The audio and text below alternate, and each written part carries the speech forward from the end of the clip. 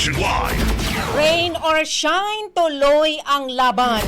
Yan po ang naging pahayag ng grupong Tama Na o Taong Bayan alay sa makatarungang atin na aksyon. Kaugnay sa gaganaping kilos protesta sa darating na linggo, Setyembre 21 sa Luneta. Sa panayam ng Brigada News FM Manila, kay Tama Na Convener Professor David San Juan, iginit nitong tuloy ang kilos protesta kahit na bumuhos ang ulan dahil sa bagyong Nando at Habagat.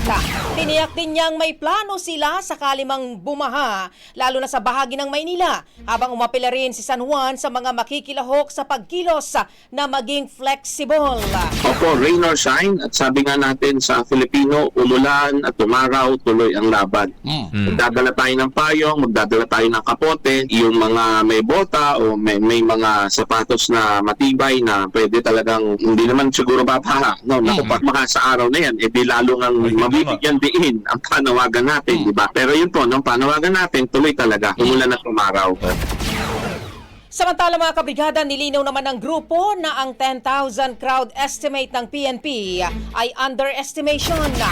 Anya sa dami ng mga nagsabing makikilahok sa kilos protesta, kabilang ng mga first-timers, mga estudyante, vloggers, influencers, artista at iba pa. Baka umabot sila sa 100,000. Kung ang estimate ng pulis ay 10K, ay napakaliit na bilang ho nun. Kasi kung tatanungin yung 10K, maaaring yan manggaling sa ilan lang sa malalaking grupo. 10K, isang grupo lang yun eh. Tandaan ho natin, ang isa pang development kung bakit ko sinasabing pwedeng umabot ng 100K at baka nga yun yung minimum. Kasi ho, pati yung mga dating hindi nag-rally, dating hindi masyadong galit, for the first time ay sasama. Ang programa sa Luneta mga kabrigada ay magsisimula alas 9 ng umaga at tatagal hanggang alas 12 o alauna ng hapon upang bigyan daan ang mga nais pang lumahok sa iba pang protesta sa EDSA Shrine.